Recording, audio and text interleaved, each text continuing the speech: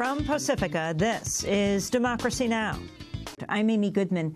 As we turn to Jim Crow, sadly. That's right, Jim Crow returns. That's the headline of a new report by investigative journalist Greg Palast on how new voter ID laws risk disenfranchising millions, especially Black, Latino, Asian American voters. 27 states are now participating in the Interstate Voter Registration Crosscheck program. Backers of the program say it's needed to prevent voter fraud by highlighting the names of voters who may have voted in 2 or more states in the same election, but critics say it's being used to stop Democratic-leaning voters from going to the polls. Tens of thousands of names have already been removed and millions more are threatened. Greg Palast produced this piece for Al Jazeera America based on a 6-month investigation. It begins with Republican political operative Dick Morris speaking on Fox News about the 2014 midterm elections. So you're talking about probably over 1 million people that voted twice in this election. The first concrete evidence we've ever had of massive voter fraud. We've talked about it ad nauseum. This proves it. Greg Palast is a private investigator turned journalist who's been following voting rights in every election since 2000. Yeah, I got into this stuff when Bush won by 527 votes. And now, it's a decade and a half later, and I'm hearing the cry of voter fraud. There's 1 million people committing voter fraud. Is there really this big crime wave? The journey begins here in Kansas, where Republican Secretary of State Chris Kobach has launched a nationwide campaign against voter fraud. Take double voting.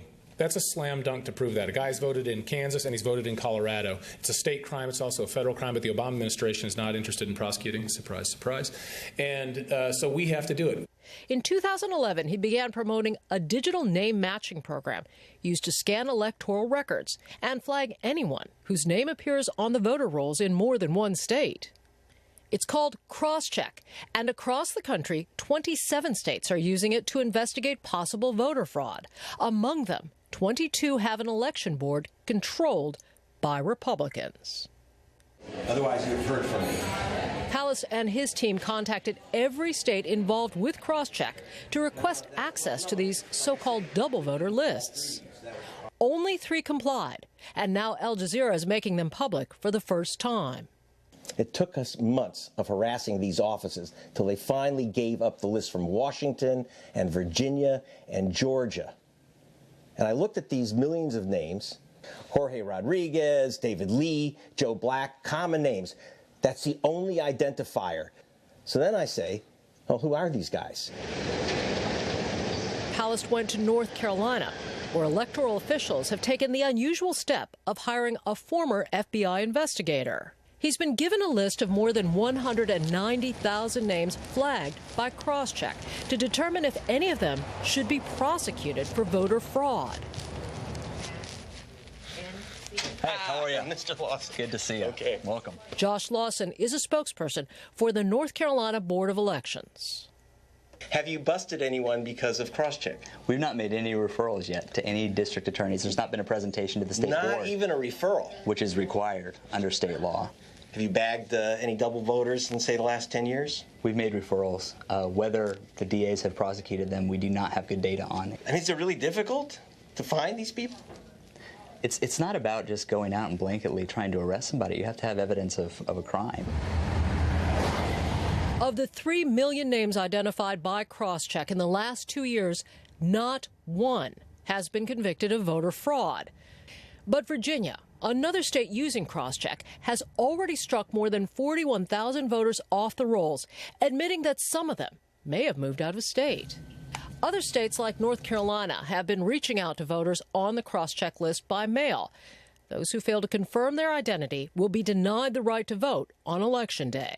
But you had this whole hysteria over the fraudulent voters. But they, do they exist? We know that we have fraudulent exist. You know that. But you can't find them even though you have their address.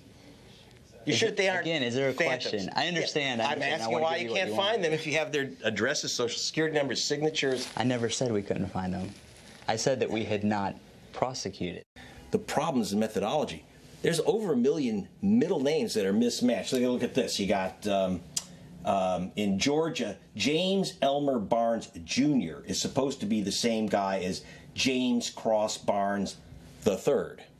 Then you go right down and you see James Ratcliffe Barnes Jr. is supposed to be the same as James Anthony Barnes, the nothing, probably senior. In fact, Georgia's cross-check list has more than 500,000 names on it.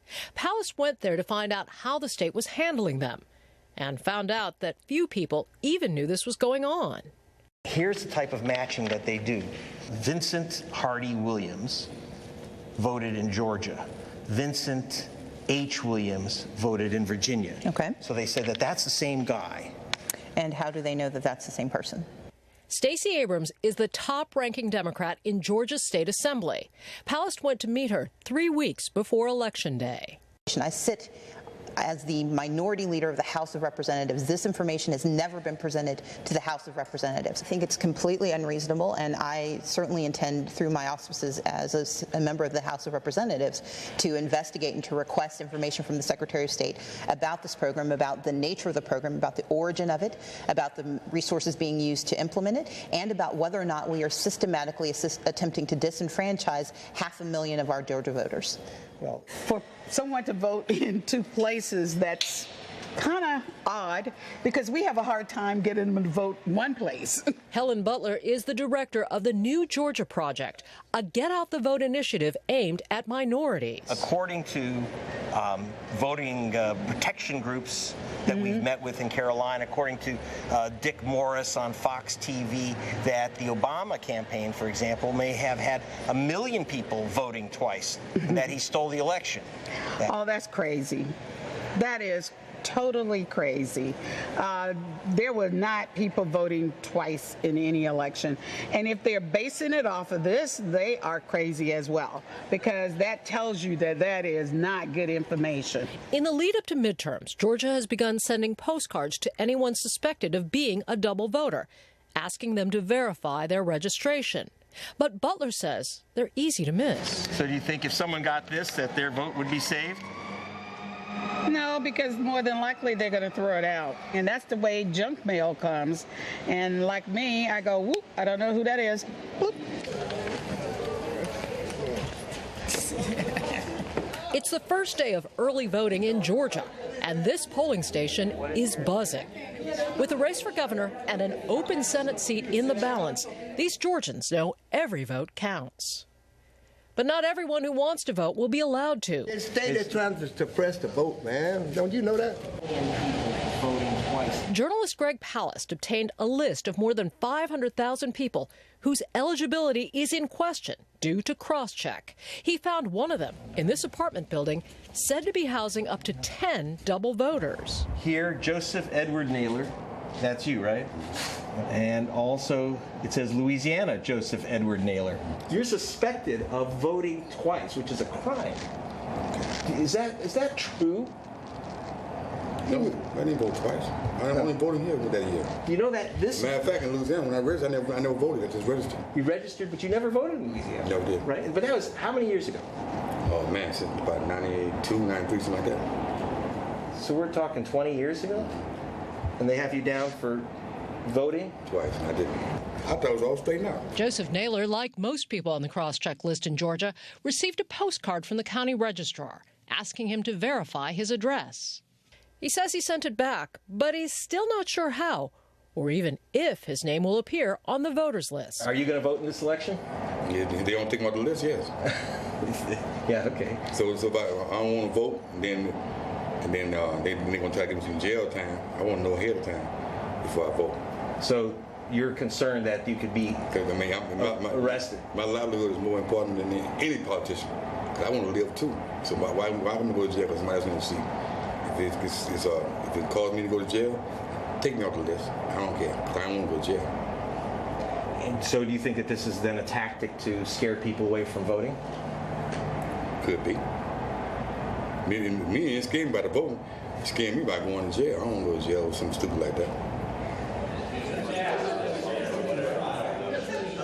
While Crosscheck could discourage some from voting, its supporters say it's a necessary tool. Having requirements for people to vote can deter bad activities. Jack Winters is the former head of the Republican Party in Fulton County, Georgia. In this state, you're required to have voter ID to show up and vote. Do you think that there's a lot of fraud that requires that? Some reports in the press would indicate there have been some fraudulent registration forms turned in, but I think the legal process is the right way to determine the answer to that, and it is underway right now.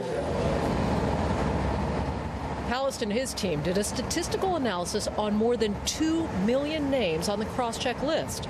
Their projections found names like Jackson, Washington, Garcia, and Kim are overrepresented. According to the U.S. Census Bureau, 53% of all Jacksons and 90% of Washingtons are African American. 91% of all Garcias are Hispanic, and 94% of all Kims are Asian. I mean, if you know an Asian person, you probably know 2 people with the same name.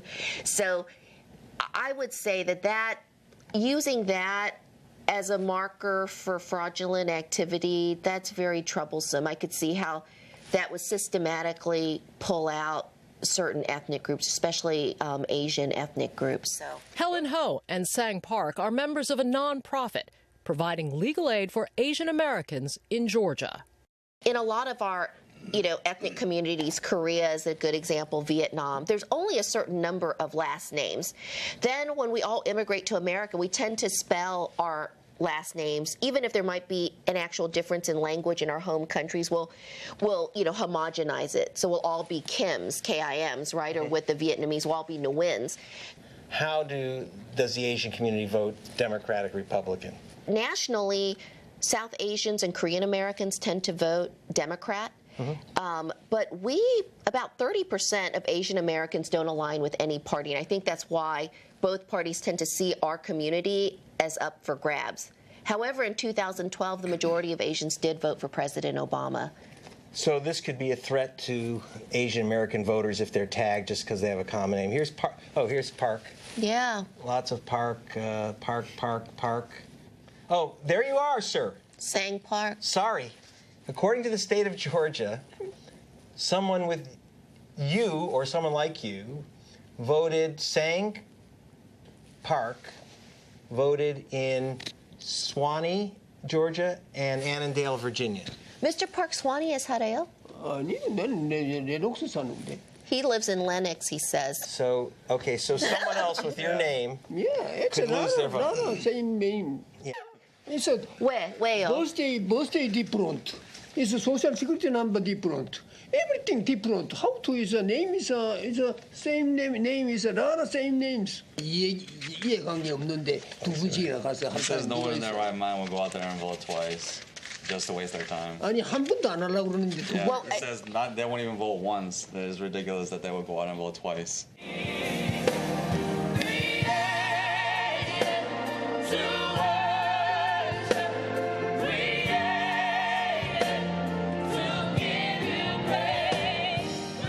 Across town at Martin Luther King's old church in Atlanta, race and politics mix with the gospel.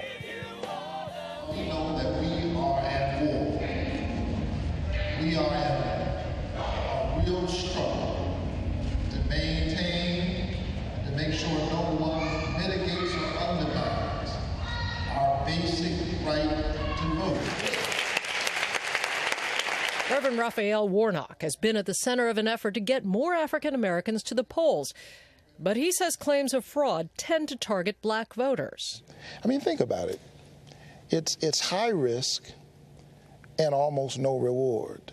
I mean, the risk for engaging in voter fraud is criminal prosecution. What's the reward? What does it take? How many imaginary voters or double voters do you have to create in order to actually sway an election? So the rewards are zero, and the risks are very high. And so this whole idea is fantastical. Here we are in what used to be Reverend King's congregation. We're the Long March to voting rights for African Americans began. Sure. Now, half a century later, are you marching backwards? Is there a new attempt at voter suppression in this state? There clearly is an effort to suppress the votes of African Americans and young people, elderly people. Clearly there is a kind of partisan cherry picking that's going on.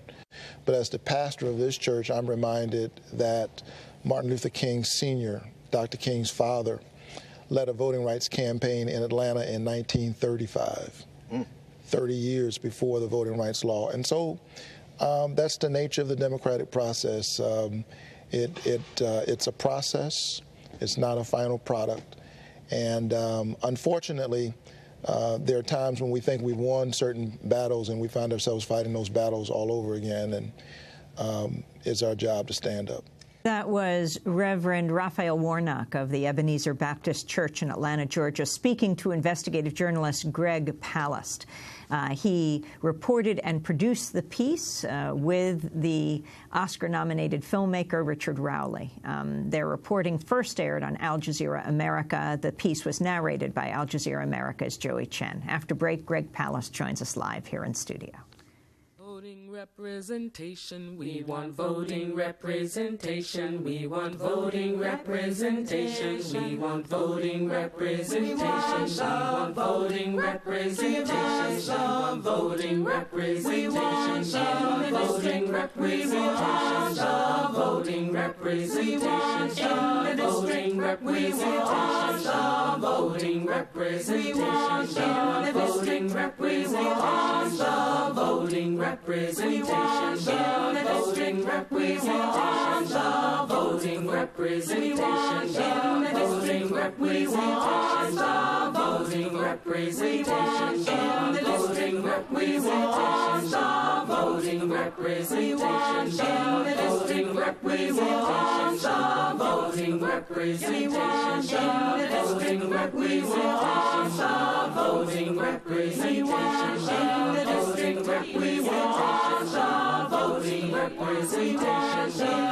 Chant by Sweet Honey in the Rock. This is Democracy Now!, democracynow.org, The War and Peace Report. I'm Amy Goodman. We're joined now by Greg Palast Live, who produced the Jim Crow Returns piece for Al Jazeera America, Puffin Foundation Fellow, author of the New York Times bestseller, Billionaires and Ballot Bandits, How to Steal an Election in 9 Easy Steps. Greg, welcome back to Democracy Now! Glad to be with you, Amy. So talk about how you learned about and got a hold of these lists from the, what is the Interstate Voter Registration Crosscheck program. Well, I had read that the state of Kansas and 27 other states had matched their voter files, and they found supposedly 6.9 million people, actually 3.5 million people, voting twice. Now, voting twice is a go-to-jail crime. You get 5 years in the federal penitentiary. And here were 3.5 million people supposedly committing this extraordinarily difficult voting in 2 states in the same election. They had their names, they had their addresses. So I said, I need the list. And I went through 6 months of hell because all these states, like North Carolina, said, well, these are criminals. We can't give you the list because they're suspects. I said, you've got 3 million suspects? So finally, I got 3 states relented after 6 months, and I got 2 million names, supposedly 1 million double voters. And this is a very, very typical list. For example, Robert Stephen Jackson Jr., or Robert Stephen Jackson, is supposed to be the same person as Robert Herman Jackson Jr., and 1 voting in Virginia, 1 voting in Georgia. Now, you have to understand, that's not unusual. If you look at my whole list, in fact, I think it was up on the screen there, there isn't a single name where the middle name matches on that list. In fact, we went through the entire 2 million names. 1 out of 4 names has a mismatch of just the middle name. Junior, senior, you know, junior, senior used to be father, son. Well, they say, no, it's the same voter, just, you know, taking a different shape and a different age. They claimed that that they used birth dates to match. There were no birth dates, none. They claimed that there was a Social Security match. This is Chris Kobach, the Secretary of State of Kansas. He's kind of the Catherine Harris of 2014. He's always finding illegal voters. But there are no Social Security matches, and they said if there's a mismatch of Social Security number, that's basically everyone on the list.